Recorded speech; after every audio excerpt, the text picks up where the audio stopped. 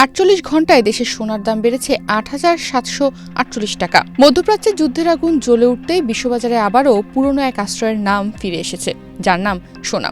যুক্তরাষ্ট্র ও ইসরায়েলের যৌথ সামরিক হামলার পর ইরানের পাল্টা প্রতিক্রিয়ায় উপসাগরীয় অঞ্চলে উত্তেজনা ছড়িয়ে পড়লে বিনিয়োগকারীরা শেয়ারবাজার থেকে নিরাপদ সম্পদের দিকে ঝুঁকতে শুরু করেন। সেই অনিশ্চয়তার ভেতরেই আন্তর্জাতিক বাজারে প্রতি ট্রয় আউন্স সোনার দাম এক লাফে $৫,৪০০ ছাড়িয়ে গেছে। পরে কিছুটা নেমে $৫,৩০০ ঘরে স্থিত হয়েছে। স্যান্ডেলিনা সো, রূপচর্চায় আভিজাত্য। এরই প্রভাবে ৩ মার্চ মঙ্গলবার সকালে সোনার দাম ৩,৩২৪ টাকা বাড়িয়েছে বাংলাদেশ জুয়েলার্স অ্যাসোসিয়েশন বাজুস, যা আজ সকাল ১০টা থেকে কার্যকর করা হয়েছে। আজ দেশে ২২ ক্যারেটের প্রতি ভরি সোনা ২,৭৭,৪২৮ টাকায় বিক্রি হচ্ছে, যা গতকাল ছিল ২,৭৪,১০৪ টাকা। বিশেষজ্ঞরা বলছেন, সোনা বরাবরই অস্থির সময়ে সেফ হেভেন বা নিরাপদ বিনিয়োগ হিসেবে বিবেচিত হয়।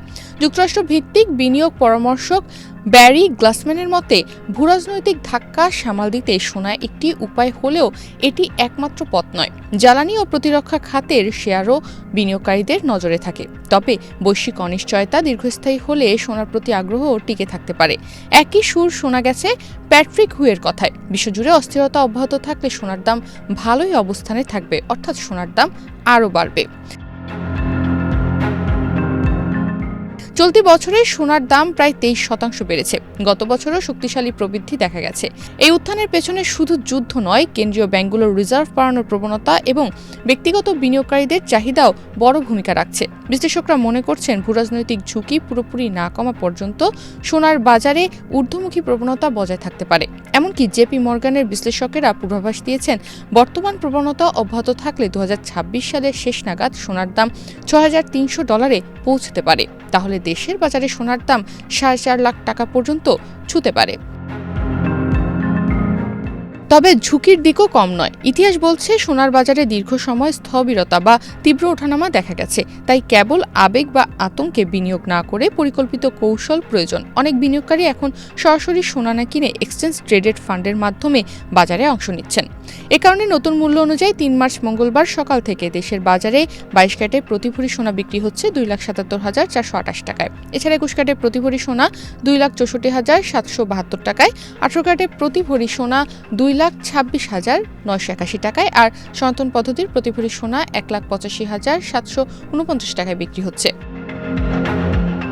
গত কয়েক বছর ধরে বলতে গেলে ধারাবাহিকভাবেই বেড়েছে সোনার দাম। তবে 2026 সালের শুরুতে দেশের বাজারে 22 ক্যারেটের প্রতি ভরি সোনা 2,24,182 টাকায় বিক্রি শুরু হয়। 2026 সালে 1 জানুয়ারি পর্যন্ত এই পর্যন্ত মোট 36 বার সোনার দাম সমন্বয় করা হয়েছে দেশে। এর মধ্যে 23 বার সোনার দাম বাড়ানো হয়েছে এবং 13 বার কমানো হয়েছে।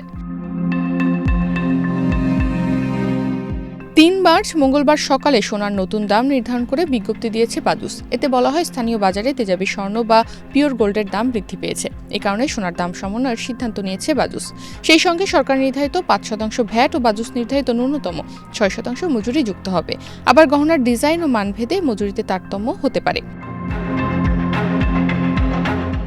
গতকাল সারা দেশে 22 ক্যারেটের প্রতি ভরি সোনা বিক্রি হচ্ছিল 2,74,104 টাকায়। এছাড়া 21 ক্যারেটের প্রতি ভরি সোনার দাম ছিল 2,61,682 টাকা, 18 ক্যারেটের প্রতি ভরি সোনার দাম ছিল 2,24,299 টাকা, আর সনাতন পদ্ধতির প্রতি ভরি সোনা 1,83,533 টাকা বিক্রি হচ্ছিল।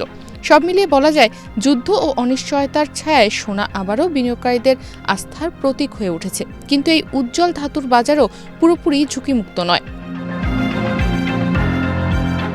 তাই নিরাপত্তার খোঁজে সোনার দিকে ঝুঁকতে চাইলে বাজারের গতি প্রকৃতি, করনীতি ও দীর্ঘমেয়াদী কৌশল সবকিছু বিবেচনায় রেখেই সিদ্ধান্ত নেওয়া বুদ্ধিমানের কাজ। তনিমা রহমান, বাংলাদেশ প্রতিদিন।